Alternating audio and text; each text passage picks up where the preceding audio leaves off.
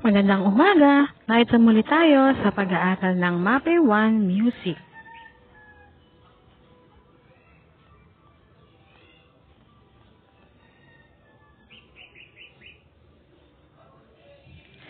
Nasa quarter 1, week 6 na tayo.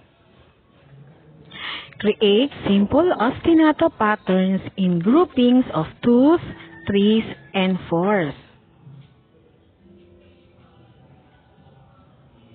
Tayo muna ngayon ay magbalik-aral mga bata. Ano ba yung ostinato? Ito ay ang pag-uulit ng tunog o kumpas ng isang awit. Ito ay ginagamitan ng inyong katawan para sa kilos ng awit.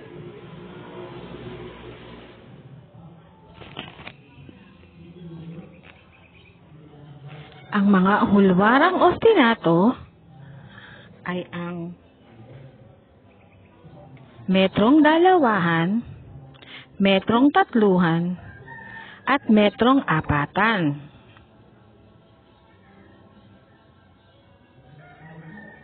O kumusta na kayo mga bata?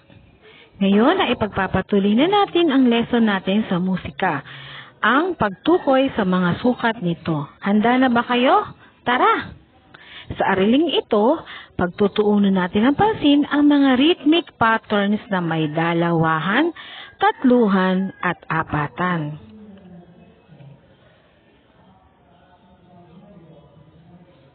Paano mo malalaman na ang isang awitin o rhythmic pattern ay nasa dalawahan, tatluhan, at apatang sukat? Tingnan nyo to. Tingnan nyo ang mga nasa larawan. Pangmasdang mabuti. Suriin natin ang nasa larawan. Ano-anong mga hayop ang nakikita sa larawan? Tama, may mga pagong, ibon, tuta, at palaka.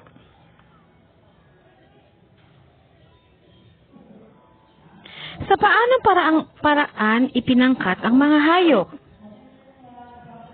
Magaling! Mayroon tayong dalawahan, tatluhan, at apatang pangkat na nakita. Ayan, tingnan nyo mabuti. O, diba? Ano ng mga hayop ang ipinangkat sa dalawahan? Sige nga. Very good. Ano naman ang ipinangkat na hayop sa tatluhan? Oo, tama.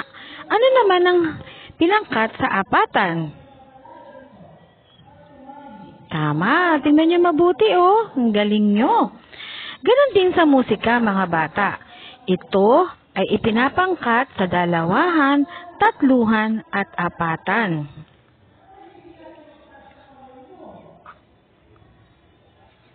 Sa pagpapakita ng ritmo, mayroon tayong ginagamit na simbolo. Makikita ang guhit na patayo, katulad niyan. Ibig sabihin, meron itong isang tunog. Pwedeng pumalakpak sa simbolong patayong guhit at meron itong isang beat. Isang beat o isang palakpak. Kapag ang simbolong nakikita naman ay ganito, ito ay tinatawag na rest o kaya katahimikan or quarter rest. At nangangahulugan ito sa isang bilang na pahinga. Ibuka ang kamay kung quarter rest. Ganyan mga bata. Ibig sabihin, walang tunog. Ito rin ay tinatawag na stick notations. Ang stick notations ay mga simbolo gamit ang tuwid na patayong linya na sinusundan habang pumapalakpak o tumatakik ng mga rhythmic pattern. Ang bawat tunog na naririnig natin sa musika ay may nakatakdang bilang batay sa pagpapangkat ng tunog. Ang pangkat ng mga tunog ay tinatawag na metro o bar line. Ang gitna ng dalawang bar line ay tinatawag na sukat. Bar line, sukat.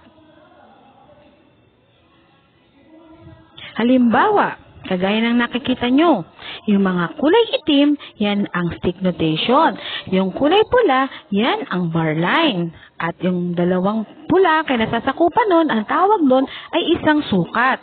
At ang mga stick notation ay pwedeng palakpak ng isa, dalawa, katulad ng nakita nyo. Paano malalaman na ang sukat ay dalawahan, tatluhan, o apatan? Paano nga ba? Katulad ng nakikita nyo, masasabi natin na ang sukat ay dalawahan kung may dalawang kumpas sa isang sukat o measure. Diba sabi natin, may dalawang palakpak, dalawang sukat sa isang measure o sa isang sukat. Ito ang anyong dalawahan. Dalawahan. Ito pa ang mga halimbawa. Nilagyan ko na ng 1, 2, 1, 2. At ito pa, makikita nyo na sa unang sukat, sa unang notation ay may diin. Ibig sabihin yun ay malakas. Malakas na pagpalakpak at mahina yung pangalawa. Ang tunog na may sukat o dalawahan, katulad ng nakikita natin. 1, 2, 1, 2. Sige, sanayin natin.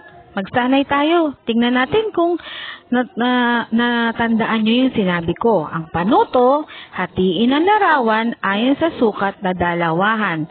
Dalawahan. Hatiin nyo nga. Simulan nyo na. Tingnan ko nga yung mga sagot nyo. Ganito ba yung sinagot nyo? Wow, magaling mga bata. Hinati nyo sa dalawahan. O, ito naman mga ukulele. Tingnan ko nga, hatiin nyo sa dalawahan. Ganyan ba yung sagot nyo? Magaling, mga bata. O ikatlo, mga flute. Hatiin nyo nga sa dalawahan. Ganyan ba ang sagot nyo? Mahusay. Mahusay talaga kayo. O ngayon naman, punta naman tayo sa tatluhan. Masasabi natin na ang sukat ay tatluhan kung may tatlong kumpas sa isang sukat o measure, katulad ng nasa larawan. Hinati-hati ko na ang mga popsicle stick sa tatlo. 1, 2, 3. 1, 2, 3. 1, 2, 3. Yung siyam na popsicle stick ay hinati ko na sa tatluhan. Ayan pa. Stick notation. Nakikita nyo. At meron din itong, pwede i-ring itong ipalakpak ng tatlo. 1, 2, 3. 1, 2, 3. Sige, atin sanayin natin yung sarili natin. Pangkatin natin ang mga larawan ayon sa tatluhan bilang ng isang kumpas. Gumamit tayo mga bata ng patayong linya ha, o bar line. Sige nga, umpisahan niyo na. Oh, patingin nga ng mga sagot. Ganito ba ang sagot nyo? Okay, magaling kung ganyan ang sinagot nyo. O, isa pa. Sa ukulele ulit. Hatiin nyo nga sa tatluhan. Patingin ng mga sagot. Ganito ba? Parehas ba tayo? Very good, mga bata. O, ngayon, sa tamborin. Hatiin nyo nga sa tatluhan. Ganito ba sagot nyo? Tama, mga bata. Masasabi natin na ang sukat ay apatan kung may apat na kumpas sa isang sukat o measure. Apat naman, mga bata. Hinati yung bar line sa apat. 1, 2, 3, 4. 1, 2, 3, 4. Ayan. Hasanayin na natin. Pangkatin natin ang mga larawan ng stick notation at ayon sa apatang bilang ng kumpas. Gumamit tayo muli ng mga patayong linya. Sige nga, pwede niyong kopyahin o kaya sagutan niyo lang sa inyong mga cellphone. Ganito ba ang sagot niyo, mga bata? Kung ganyan, hinati niyo sa apat, ay tama kayo. O next, ang mga lyre. Subukan niyo ngang hatiin. Ganito ba mga sagot nyo? Mahusay, mga bata. Napakagaling nyo talaga. Okay, ngayon, sa ating pagsasanay 3, medyo maiiba. Lagyan ng check kung ito ay nagpapakita ng ostinato pattern sa pamamagitan ng paggalaw ng kamay at paa. At X kung hindi. Ostinato. Ano yung ostinato sabi natin?